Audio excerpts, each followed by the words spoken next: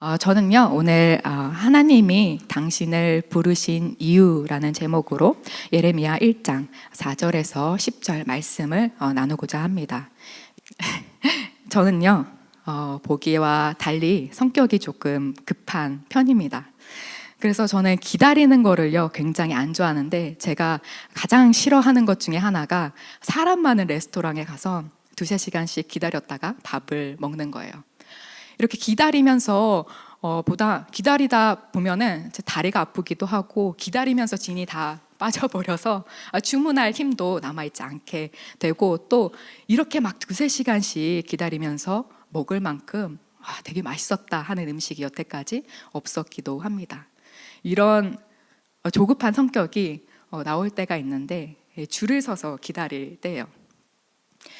그 코로나 때에는 더 그랬지만 우리가 6피트를 유지를 해야 되는데, 제가 조급하다 보니까 저도 모르게 집중을 하지 않으면 어느 순간 제가 앞사람 등 뒤에 이렇게 딱 붙어 있는 거예요. 제가 이렇게 정신줄을 놓고 있다가 앞사람 이렇게 앞 등 뒤에 딱 붙어 있으면 제 남편이 그거를 보고 이리 와, 너 전도사야, 이런 말을 저한테 합니다. 저한테는요, 이렇게 안 좋은 습관들, 나쁜 것들이 참 많은데요, 남편이 그런 것들이 나올 때마다 저한테 항상 너 전도사야, 너 전도사야, 이렇게 말을 해주곤 합니다. 어느 순간 그 말이 제가 세뇌가 돼서요, 남편이 옆에 없어도 그 말이 제 마음속에서 들리기 시작했어요. 그러면서 제 가운데 있던 그 나쁜 습관들, 나쁜 행동들이요, 자연 치유된 부분들이 사실 있습니다. 저는 전도사로서 섬기게 되고 나서 많은 부분 성장했는데요, 이렇게 부족한 사람을 하나님이 또 쓰시고 성장하시게 하심에 정말 너무 감사했지만요, 한편으로는 어떻게 하나님이 나를 쓰실까, 어떻게 하나님이 나를 성도로 부르셨을까라는 생각을 많이 했습니다. 저는 모태신앙도 아니었고요, 또 어떻게 보면 안티 크리스천인 사람으로, 또 하나님을, 교회 다니는 사람들을 핍박하기도 했었고, 또 저는 능력 있는 사람들이 많잖아요. 근데 사역을 감당할 만큼 그렇게 특출난 능력이 있는 것 같지 않아 보였어요. 그래서 하나님이 저를 이 자리에 부르시고 성장하게 하심에 정말 감사했지만 그런 궁금증이 늘 있었습니다. 우리는 이렇게 살다가 보면요, 하나님이 나 같은 죄인을 어떻게 부르셨을까, 그런 생각을 할 때가 있는 것 같아요. 그런 생각이 들 때면 이런 질문을 저는 했었던 것 같습니다. 하나님, 제가 이렇게 죄인이고 부족한 것이 많은 사람인데 하나님, 저를 어떻게 하나님의 자녀로 또 부르시고 저를 이 사명의 자리로 부르셨습니까? 오늘 본문의 말씀은 예레미야가 이런 질문에 답을 하는, 또 예레미야에게 하나님이 왜 너를 부르셨고 또 이런 사명의 자리로 이끄셨는지 알려주시는 내용입니다. 저는 오늘 이 본문 말씀을 통해서요, 하나님이 왜 사람을 구별하셔서 부르시고 또 소명을 주시는지에 대해서 나누고자 합니다.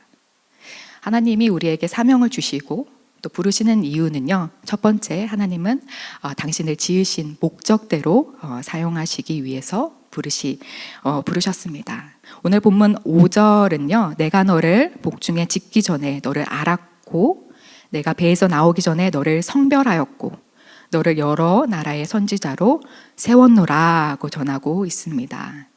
하나님은 예레미야를 선지자로 세우시기 전에 그 앞절에서 내가 너를 복중에 짓기 전부터 알았고 구별하였다고 말씀하십니다. 여기서 짓다라는 말의 원어는 창세기 2장 7절, 아담을 지으셨다고 말할 때 사용된 것과 같은 것입니다. 하나님이 아담을 창조하셨던 것처럼요, 예레미야를 어머니의 복중에서 지으시고 또 그 전부터 예레미야를 알고 계셨다는 뜻이죠. 하나님은 또 비슷한 맥락의 이야기를 모세에게도 하십니다. 출애굽기 4장 10절에서 나는 말에 능치 못한 사람입니다, 그래서 하나님의 사명을 감당할 수 없습니다 라고 말하는 모세에게 하나님은 11절에서 누가 사람의 입을 지었느냐? 나 여호와가 아니느냐라고 말씀하십니다. 여기서 하나님이 이렇게 말씀하시는 이유는요, 사명을 감당할 수 없다고 말하는 모세에게 그 입을 만든 게 나다라고 말씀을 하시면서 너를 가장 잘 알고 있는 게 나다라고 말씀을 하시는 거죠. 여기서 사람에 해당하는 단어는 아담입니다. 최초의 사람인 아담을 하나님이 창조하셨듯이 모세도 하나님께서 창조하신 것이고, 또 저도 하나님께서 창조하신 것이고, 이 자리에 앉아 계신 성도 여러분도 하나님께서 창조하신 것입니다. 그렇기 때문에 우리를 가장 잘 알고 또 우리를 가장 잘 이해하는 분은 하나님이십니다. 그렇기 때문에 우리는 하나님을 신뢰할 수밖에 없고, 하나님이 우리 삶 가운데서 세우신 그 계획들을 믿고 따라갈 수밖에 없습니다. 그런데 그거 아십니까? 모든 영화나 드라마가 만들어질 때 작가는 먼저 기획 의도를 만들어 둡니다. 좋은 영화나 드라마는요, 작가가 만들어 둔 이 기획 의도를 따라서 시청자들에게, 또 그 영화나 드라마를 보는 사람들에게 그 의도와 목적을 잘 전달하는 게 좋은 영화와 드라마입니다. 하나님이 각 사람을 창조하시고 또 우리를 사명의 자리로 부르십니다. 근데 하나님은요, 각 사람을 창조하신 기획 의도를 갖고 계십니다. 창세기 12장 2절에서 3절 말씀을 보면 하나님께서 아브라함을 부르신 목적을 구체적으로 말씀하십니다.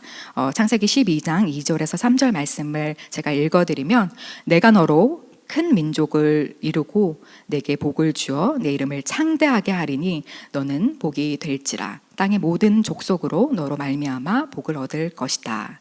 아브라함은 모든 민족에게 복의 근원이 되게 하나님을 부르셨고, 또 그 부르신 목적을 아브라함에게 구체적으로 알려주십니다. 또 로마서 1장 1절을 보면 사도 바울을 부르신 이유에 대해서 이렇게 말씀하십니다. 예수 그리스도 종 바울은 사도로 부르심을 받아 하나님의 복음을 위하여 택정함을 입었으니 라고 하면서 복음을 위해서 사도 바울이 부르심을 받았다는 것을 말해 줍니다. 이렇게 하나님은 각 사람을 창조한 목적을 가지고 계신데요, 우리는 이 목적에 맞게 쓰여질 때 제 가치를 내게 됩니다. 만약 모세가 하나님께 쓰임을 받지 못했더라면 아마 모세는 동족을 죽인 살인자로 남았을 것입니다. 근데 모세가 하나님께 쓰임을 받자 이스라엘을 애굽 가운데 구원해낸 위대한 지도자가 됩니다. 또 야곱은 어떻습니까? 야곱이 만약 하나님의 쓰임을 받지 않았더라면요, 야곱은 자신의 형을 속여서 팥죽 한 그릇으로 장자권을 빼앗고, 또 눈이 어두운 아버지를 속여서 그 축복을 형을 대신에 뺏는 그런 가족을 상대로 한 사기꾼이 되었을 것입니다. 근데 하나님께 야곱이 쓰임 받자 야곱은 12지파의 믿음의 조상이 됩니다. 또 오늘 본문의 예레미야는 예루살렘 북쪽으로부터 수마일 떨어진 아나돗이라는 지역의 출신으로 제사장 가문에서 태어났습니다. 아나돗은 예루살렘 제사장들로부터 소외된 작은 지역이었습니다. 예레미야 조상 아비아달은 다윗의 때에 다윗으로부터 이스라엘 제사장으로 부르심을 받았지만 후에 솔로몬이 왕이 되고 나서요, 그 반대 입장이었던 아비아달을 좌천시키고, 그래서 자신의 고향이었던 아나돗으로 쫓겨오게 됩니다. 이렇게 예레미야가 가진 배경도 그렇게 별 볼 일 없었습니다. 또 6절을 보면 예레미야가 하나님께 보소서 나는 아이라 말을 할 줄 모릅니다. 그래서 소명을 받을 수 없다고 말합니다. 이 구절을 통해서요, 예레미야 스스로에게도 하나님의 사역을 감당할 만한 대단한 능력과 지식이 없었다는 것을 우리는 알 수 있습니다. 그런데 이런 예레미야를 하나님이 택하시고 구분하셔서 쓰셨을 때 예레미야는 열방의 복음을, 하나님의 말씀을 전하는 대예언자가 됩니다.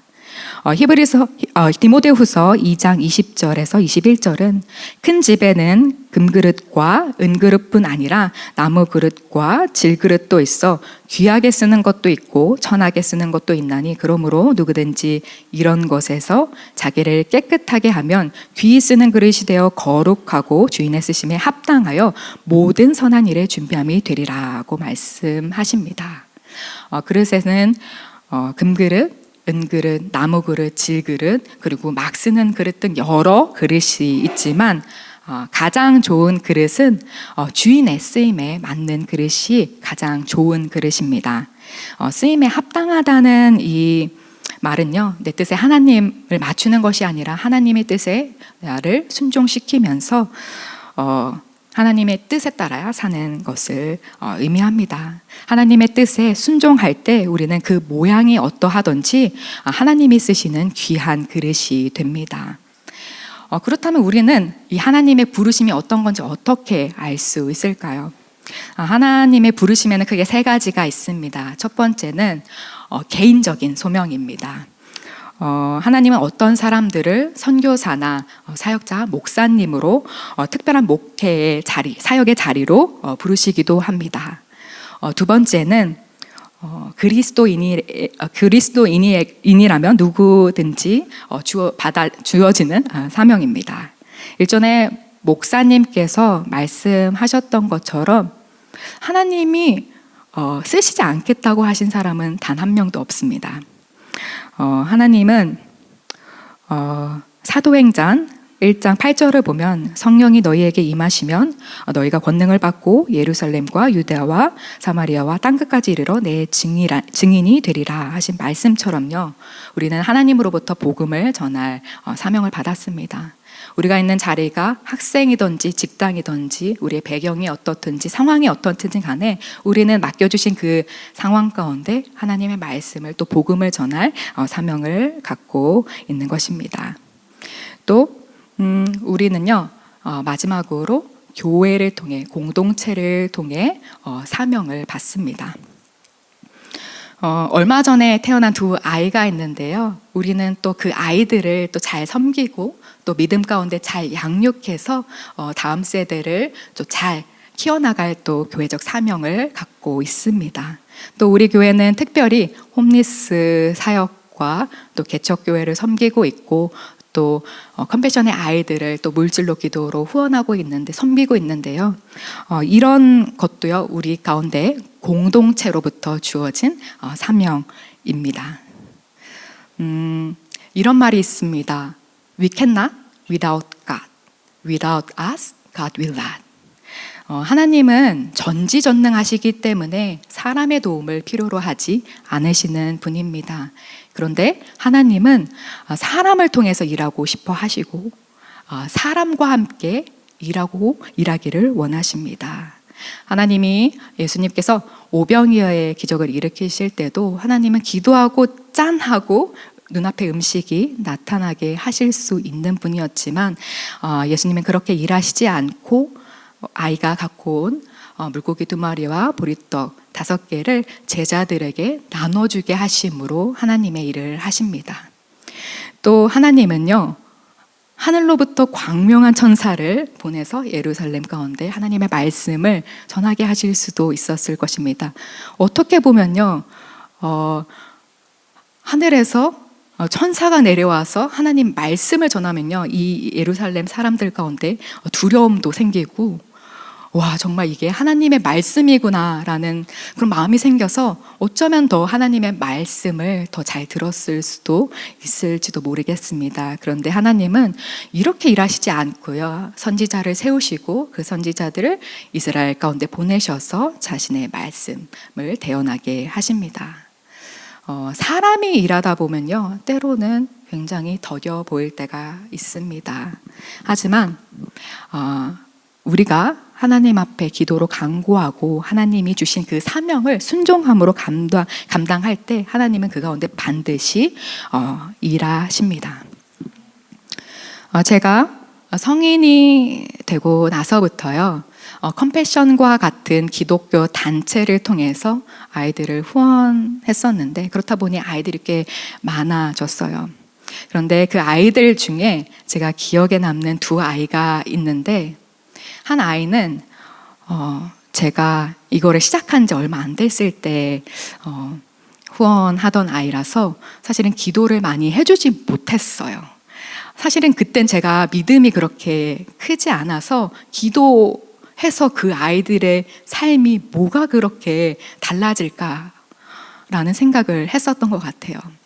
근데 어느 날 집에 왔는데 그 단체로부터 편지가 하나 와 있었어요.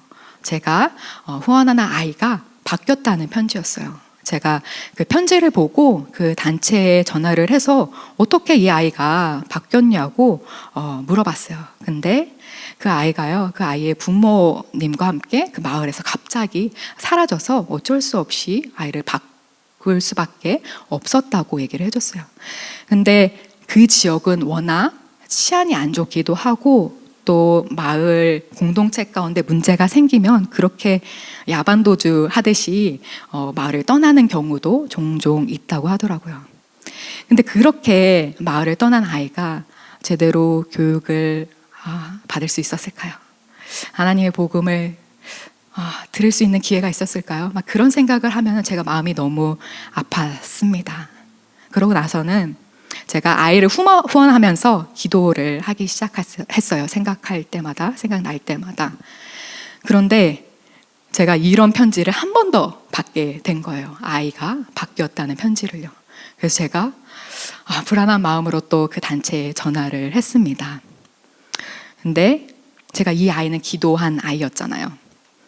이 아이가 왜 바뀌었는가 보니 이 마을이요, 스스로 자립할 수 있을 만큼 성장했기 때문에 이 아이가 더 이상 이 단체로부터 도움을 받을 필요가 없어졌기 때문에 이 아이가 바뀐 것이었어요. 제가 이 두 아이를 보면서 내가 하나님 앞에 기도할 때, 간구할 때 비록 더디어 보일지라도 하나님이 반드시 역사하신다는 것을 보았습니다. 우리가 하는 홈리스 사역도요, 어느 날 가보면 지난주나 이번 주나 사람들이 매 한 가지 달라진 것이 아무것도 없는 것 같이 보일 때가 있습니다. 하지만 우리가 그 사람들을 또 그 사역지를 위해서 기도하고 또 개척교회를 위해서 기도하고 컴패션의 아이들을 위해서 기도할 때 비록 더디어 보일지라도 하나님은 그곳 가운데 반드시 일하시고 우리 가운데 역사하실 줄 믿습니다. 두 번째입니다. 하나님은 우리를 성장시키기 위해 부르십니다. 하나님이 예레미야를 부르실 때 예레미야는 6절에서 보소서 나는 아이라 말을 할 줄 모릅니다 라고 말하며 하나님께 항변합니다. 보소서에 해당하는 원어는요, 흰내인데 이 흰내는 뒤따라오는 구절을 강조하는 역할을 합니다. 예레미야가 강조하면서 하나님께 하나님 나는 아이라 그 사역을 감당할 수 없다고 어필하는 것이죠. 또 이 6절에 쓰인 아이에 해당하는 단어를 보면요, 나이가 어리다라는 뜻이 아니라 내가 이 사역을 하나님이 주신 이 사역을 감당할 수 있는 능력이 없다라는 뜻으로 볼 수 있습니다. 또 하나님이 이렇게 부르시는 사람들을 보면요, 예레미야처럼 자신이 부족하다고 말하는 것을 많이 볼 수 있습니다. 모세도 하나님이 모세를 부르실 때 자신은 입술이 둔하니 하나님 저를 부르지 마세요라고 말씀하셨고, 구약의 기드온을 부를 때에도 하나님이 미디안 사람들의 손에서 이스라엘을 구하라고 그런 사명을 주셨을 때에도 기드온은 사사기 6장 15절에서 주여 내가 무엇으로 이스라엘을 구원하리이까, 보소서 나의 집은 므낫세 중에서 극히 약하고 나의 아버지의 집은 제일 작습니다 라고 말합니다. 또 이사야는 이사야서 6장 5절에서 나는 입술이 부정한 자라고 말합니다. 바울 역시 고린도후서 11장 6절에서 내가 비록 말에는 부족하나라고 고백합니다. 이 표현은 바울이 성격이 세서 말을 하다 보면은 감정적으로 휩쓸려서 종종 논리에 맞는 맞지 않는 말을 할 때가 있다는 것을 뜻한다고 해석되기도 하고요. 또 어떤 학자들은 바울이 당시 지식인들 사이에서 필수적인 수사학을 제대로 공부하지 못했다라는 뜻으로 이해되기도 합니다. 근데 둘 중에 어떤 것이 맞든지 간에 바울 역시 자신의 부족함을 고백했던 것이죠. 이처럼 하나님이 부르신 많은 성경의 인물들은요, 자신의 부족함을 이유로 하나님의 사명을 거절합니다. 저희 교회에는 없지만요, 저도 신앙생활을 하면서 목사님이나 또 어떤 사역자를 통해서 어떤 사명을, 어떤 직분을 줄 때 많은 성도분들이 하나님이 아니지, 목사님, 제가 어떻게 그런 일을 합니까? 또 어떤 분들은 제가 직장에서 갑자기 이런 거를 맡게 됐는데 그것만도 제가 벅찹니다. 근데 제가 어떻게 이런 사역을 감당할 수 있습니까? 라고 얘기를 하면서 그 사역들을 거절하는 것을 많이 봤습니다. 그런데 하나님은요, 우리를 부르시고 또 우리에게 어떤 사역을 감당하게 하실 때 우리가 능력이 돼서 또 우리의 상황이 퍼펙트하게 그 사역을 할 수 있게끔 만들어졌기 때문에 우리를 그 사명 가운데 부르시는 것이 아니라 하나님은 그 사명을 통해서 우리가 성장하기를 바라시며 우리를 그 사명의 자리로 부르십니다. 예레미야가 사명을 받을 당시에 두려워했던 것은 자신이 단지 말을 잘 못한다는 것이었습니다. 근데 예레미야는 사명을 감당하면서 내적으로 또 외적으로 자신을 저항하는 수많은 세력들을 마주하게 됩니다. 예레미야가 선지자로 하나님께 소명을 받았던 때는 요시야 왕이 통치하던 때입니다. 요시야가 통치를 시작하던 때에는 유다 내에서 한 세기 동안 이어지던 아수르의 지배가 바벨론이 아수르에 의해서 멸망하면서 국가적인 부흥이 일어나던 때였습니다. 자신을 한 세기라는 긴 시간 동안 핍박하고 억압했던 나라가 다른 나라에 의해서 멸망하는 것을 봤을 때 아마 이스라엘 백성들 사이에는 역시 하나님이 선택하신 우리를 잃어버리지 않으셨구나라는 생각들이 있었을 것입니다. 이런 생각들이요, 성급한 낙관주의가 되는데, 이 낙관주의를 통해서요, 이스라엘 백성들은 하나님 앞에서 이 거룩한 백성, 하나님이 택하신 백성이라는 특권, 지위만을 너무 생각한 채 자신들이 어떻게 행동하던 어떤 얘기를 하던 하나님은 우리를 구하실 것이다, 하나님은 우리를 보호하실 것이다 라는 맹목적인 믿음을 갖게 됩니다. 그렇기 때문에 하나님의 도성인 이스라엘이 멸망할 것이라는 예레미야의 말이 얼마나 웃기고 얼마나 있을 수 없는 일이라고 생각했겠습니까? 그래서 이 당시 이스라엘 사람들은요, 예레미야를 무시하고 핍박했습니다. 또 이 당시에는 이스라엘 백성들 가운데 좋은 얘기, 너희는 하나님이 택하신 백성이다, 그렇기 때문에 하나님은 너희를 보호하시고 구원하실 것이다 라고 긍정적인 얘기를 하는 거짓 선지자들이 많이 생겨났습니다. 그래서 예레미야는 이런 거짓 선지자들, 또 왕과 제사장 가운데 많은 도전을 받고 핍박을 받고, 심지어는 예언자로서의 진정성까지 의심받게 됩니다. 때문에 예레미야는 사역하는 내내 자신의 능력과 한계에 좌절하기도 하고 어찌 해야 할지 모르는 막막한 순간들을 맞게 됩니다. 이런 예레미야에게 8절에서 하나님은 너는 그들 때문에 두려워하지 말라. 내가 너와 함께하여 너를 구원하리라. 나 여호와의 말이니라 고 말씀하십니다. 하나님은 예레미야에게 두려워하지 않을 근거가 내가 너와 함께함에 있다라고 말씀하시는 겁니다. 아메리카 인디언들에겐요, 소년의 용기를 훈련하는 독특한 방법이 있다고 합니다. 이들은 소년을 숲속에서 야생 동물과 함께 한 밤을 지새게 만들면서 소년들의 담력을 키웁니다. 근데 이 소년들이요, 혼자 점점 날이 어두워지고 한 치 앞도 보이지 않고 또 야생동물들이 우는 그 소리가 들렸을 때 얼마나 두렵고 얼마나 무서움을 느꼈겠습니까? 그러다 날이 밝아오면서 이 소년들은 자신의 뒤에서 활을 당기면서 혹시나 있을지 모를 야생동물의 위협으로부터 자신을 지키고 있었던 아버지를 발견하게 됩니다. 하나님은 이처럼 우리가 알지 못하는 그 순간에도 함께하여 주십니다. 그런데 하나님이 함께 하신다는 이 사실이요, 우리가 평안하고 우리 삶 가운데 아무 문제가 없을 때는 사실은 우리의 마음을 울리지 않아요. 근데 하나님이 우리와 함께 하신다는 이 사실이 언제 우리의 심령을 울리냐면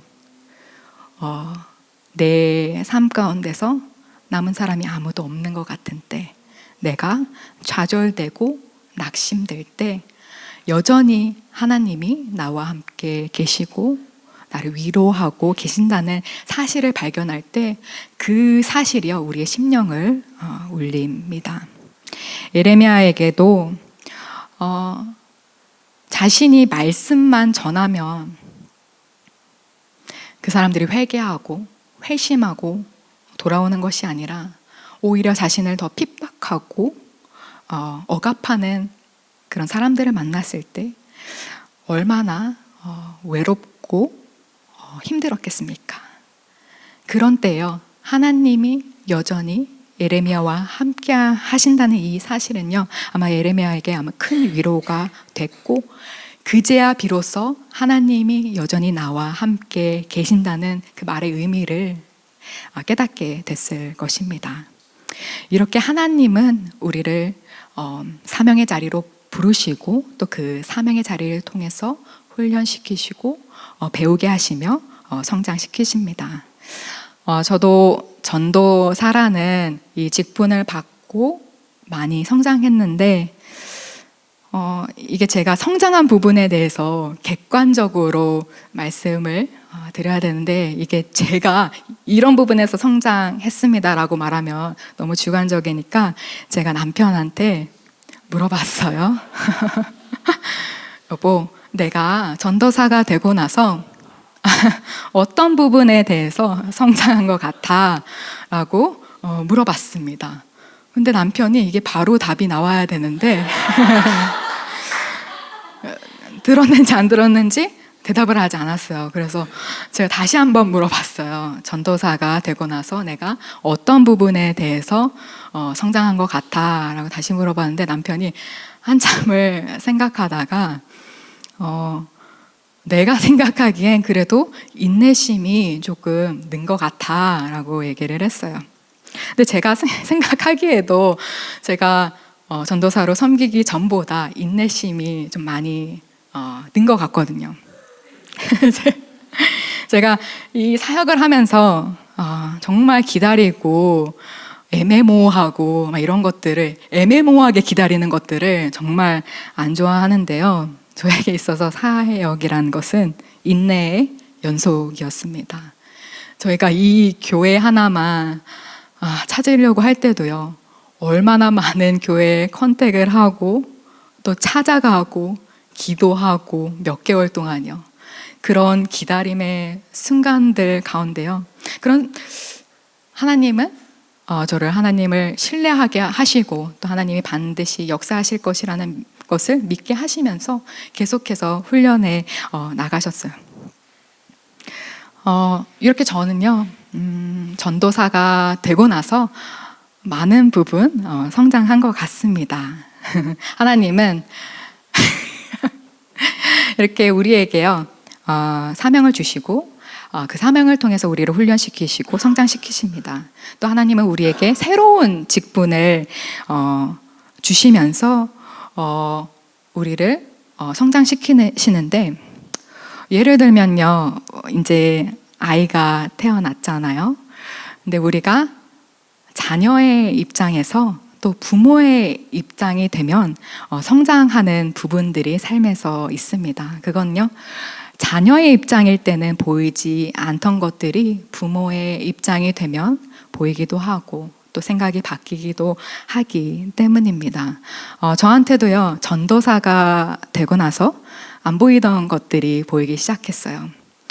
저는 한 예배가 온전히 드려지기 위해서 이렇게 많은 사람들이 이렇게 많은 노력을 해야 된다는 것을 그냥 성도로 예배만 드리고 갔다 왔을 때는 사실은 잘 몰랐어요. 근데 전도사가 돼서 예배를 준비해 보고 성도님들을 섬겨 보니까 이 찬양팀이 찬양 연습을 하고 또 식사팀이 식사 준비를 하고 또 라이드로 보이지 않는 곳에서 섬기고 또 아침 일찍부터 와서 기도하고 악기를 나르고 또 갖다 놓는 이 전도사님들의 수고가 있다는 것을 제가 전도사가 되고 나서 보게 되었습니다. 그리고 나서 제가 또 전도사가 되고 나서 보이는 것들이 있는데, 성도들이 예배 시간에 좀 늦게 오거나 그러잖아요.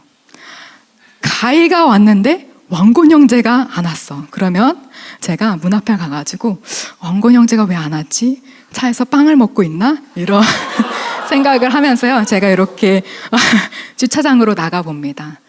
또 수아가 늦게 오면요, 주여, 수아가 혹시 길을 놓친 거 아닙니까? 라고 기도하게 됩니다. 이렇게 전도사가 되고 나서요, 성도들을 예배 올 때까지 이렇게 기다리게 되는데, 저희가 그 교회 수련회를 갔었을 때였는데, 이제 저녁 예배를 드려야 하는데 한 성도가 보이지 않았어요. 그 성도만 없었어요. 그래서 이제 저녁 예배가 시작한다는 거를 그 성도님한테 알려줘야 되니까 제가 문 앞에서 기다리면서 이 성도님이 오시나 안 오시나 이렇게 보고 있었거든요.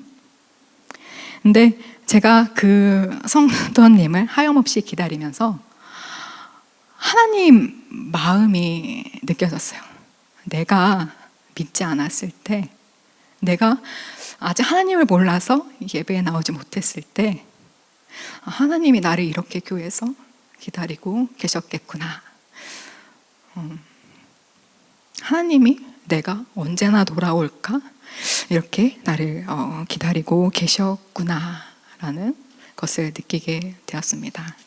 저는 이런 경험들을 통해서요, 하나님 마음에 대해서 배우게 되고 또 깨닫게 되면서 이 사명을 통해서 성장하게 되었습니다.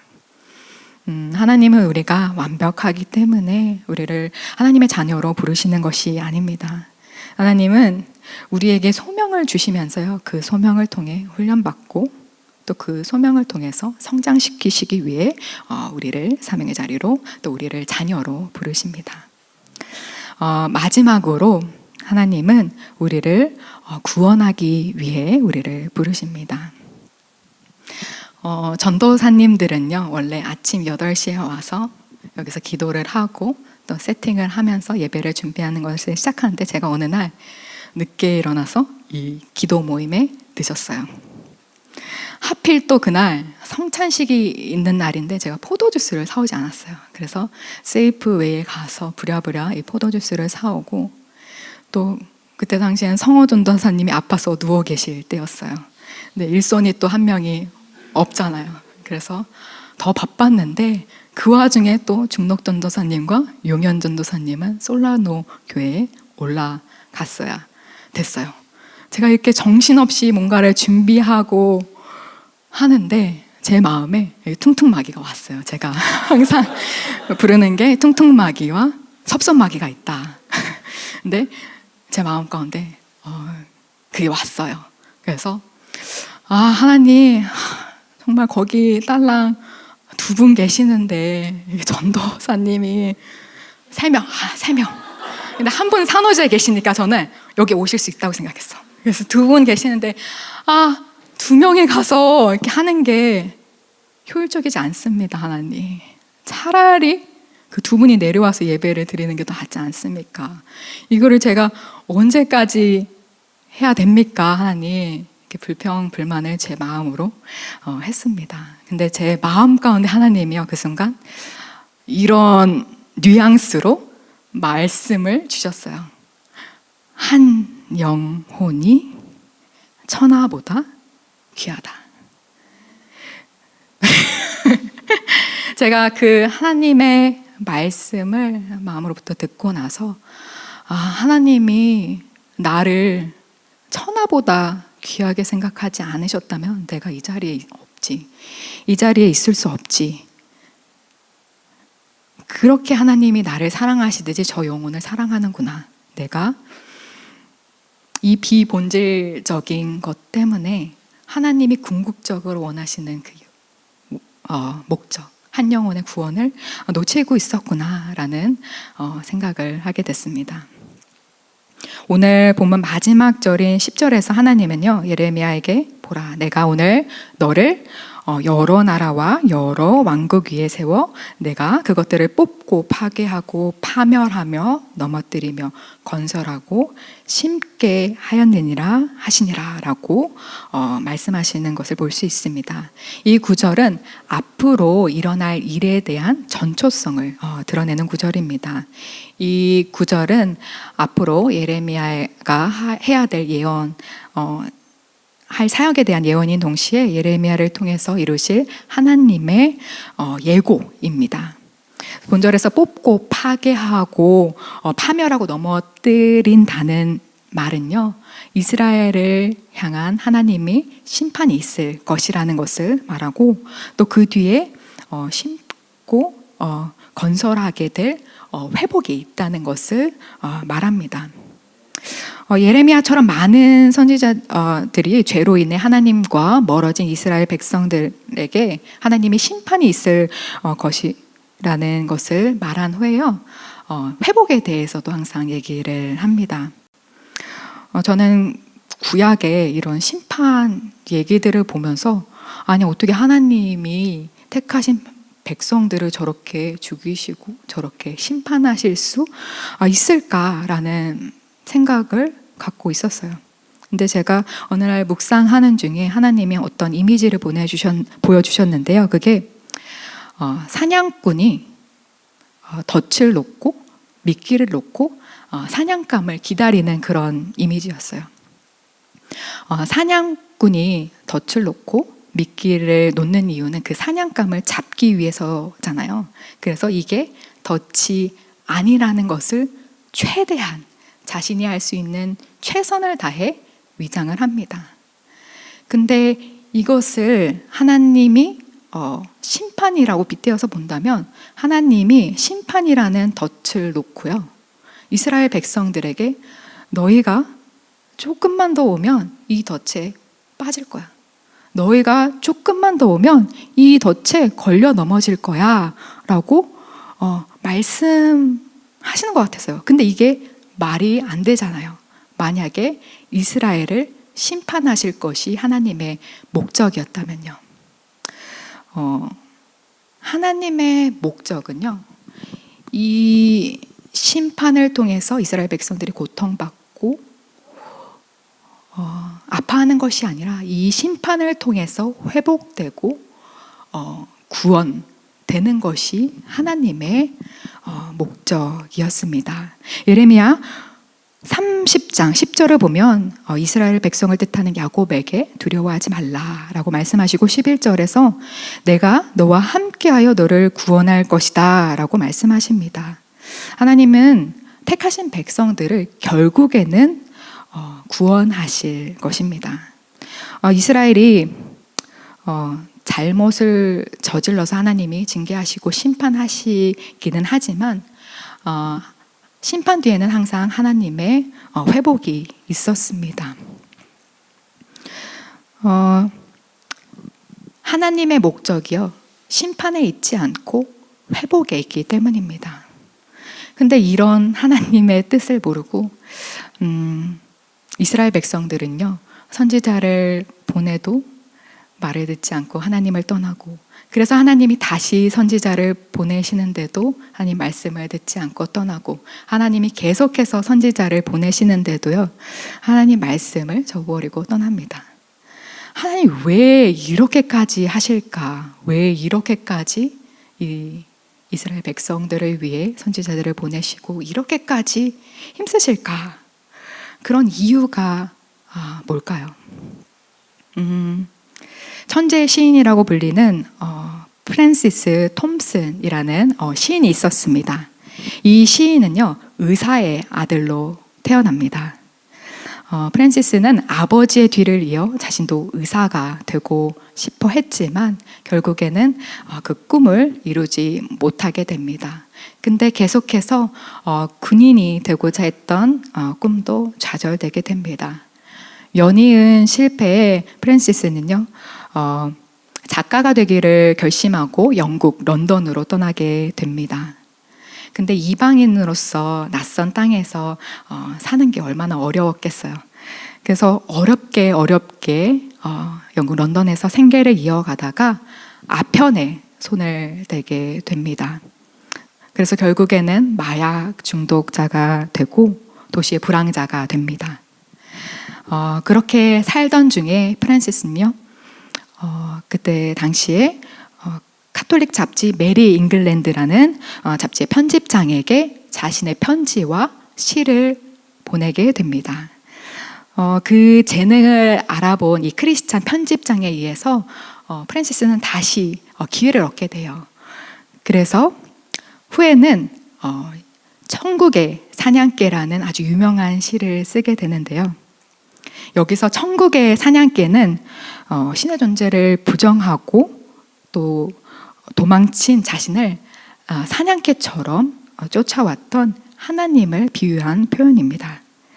기독교 복음주의 거장 존 스토트는 자신해져서 내가 왜 그리스도인이 되었는가라는 조서에서 자신이 그리스도인이 된 이유는 그리스도인이었던 부모님 때문이 아니라 또 자신의 결단 때문이 아니라 자신이 원하는 길로 가고자 하나님으로부터 도망칠 그때에도 끈질기게 쫓아오신 천국의 사냥개 때문이라고 말합니다. 이 시를 짧게 소개하면 이렇습니다. 나는 그에게서 도망쳤네. 밤과 낮에 비탈길 아래로. 나는 그에게서 도망쳤네. 세월의 아치 저 아래로. 나는 그에게서 도망쳤네. 내 마음의 미로로. 그리고 눈물의 안개 속에 그를 피해 숨었네. 흐르는 웃음의 시냇물 속에 탁 트인 희망의 가로수길로 달려 올라갔네. 그러다 거대한 공포의 심연 속으로 쏜살같이 거꾸로 떨어졌네. 그분께서 말씀하셨다. 인간의 사랑은 그만한 공로가 있어야 받느니라. 너는 무슨 공로가 있느냐?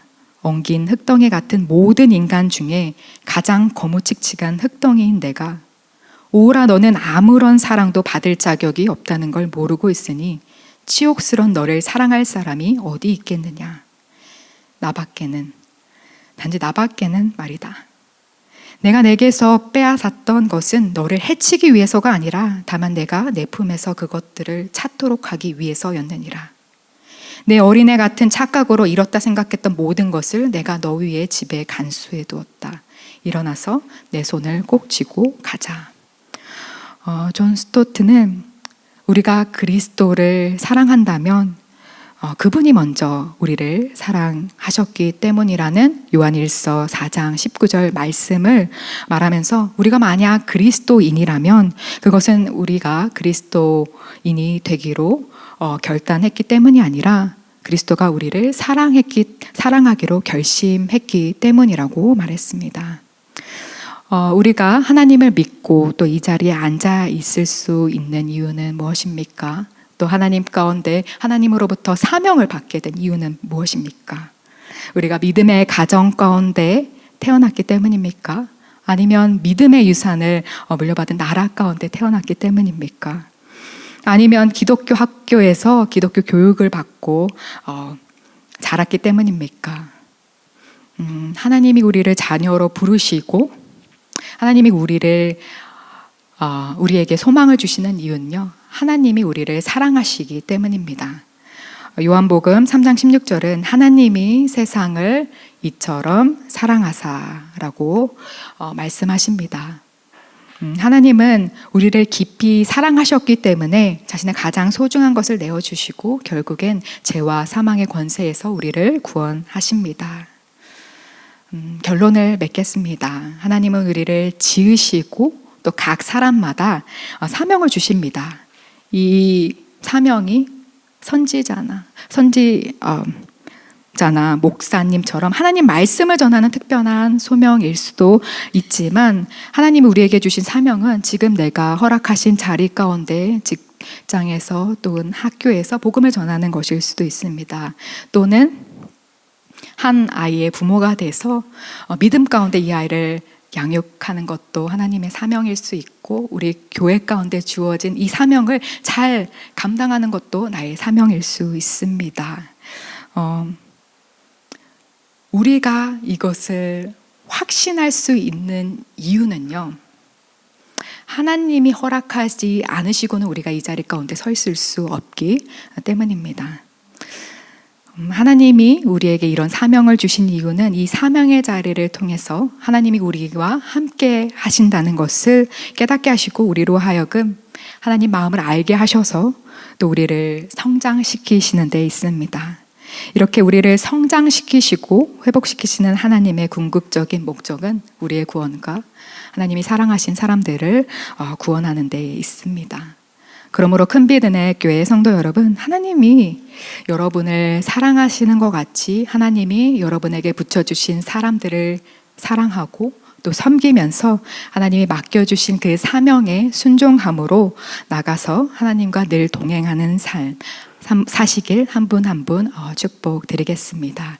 기도하겠습니다.